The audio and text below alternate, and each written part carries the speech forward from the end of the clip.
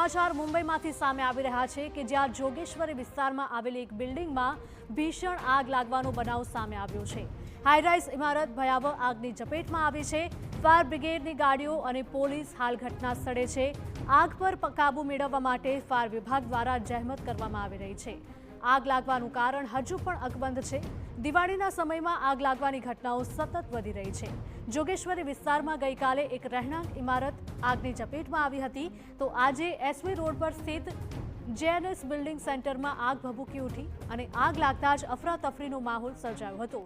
સ્થિતિની ગંભીરતા જોતા મુંબઈ ફાયર બ્રિગેડ દ્વારા તેને લેવલ 2 જાહેર કરાયું છે। આ દુર્ઘટનામાં અત્યાર સુધી કોઈ જાનહાનિના સમાચાર સામે નથી આવી રહ્યા।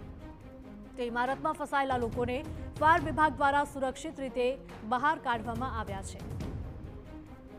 દ્રશ્યો મુંબઈમાંથી સામે આવી રહ્યા છે કે જોઈ શકાય છે દૂર દૂર સુધી ધુમાડાના ગોટે ગોટા પણ ઉડી રહ્યા છે। જે ફ્લોર પર આગ લાગી છે તેની ઉપરના તમામ ફ્લોર ઉપર પણ આ આગનો ધુમાડો પ્રસરેલો જોવા મળી શકે છે। અને આ દ્રશ્યો મુંબઈના જોગેશ્વરી વિસ્તારમાંથી સામે આવી રહ્યા છે કે જ્યાં અચાનક ભીષણ આગ લાગી હતી। હાઈરાઇઝ ઇમારત ભયાવહ આગની ઝપેટમાં આવી છે। ફાયર બ્રિગેડની ગાડીઓ પણ ઘટના સ્થળે પહોંચી ગઈ છે અને સતત પાણીનો મારો ચલાવીને આગ કાબૂમાં લેવાના પ્રયાસો હાથ ધરવામાં આવી રહ્યા છે। ફાયર બ્રિગેડની સાથે સાથે પોલીસ પણ ઘટના સ્થળે હાજર છે।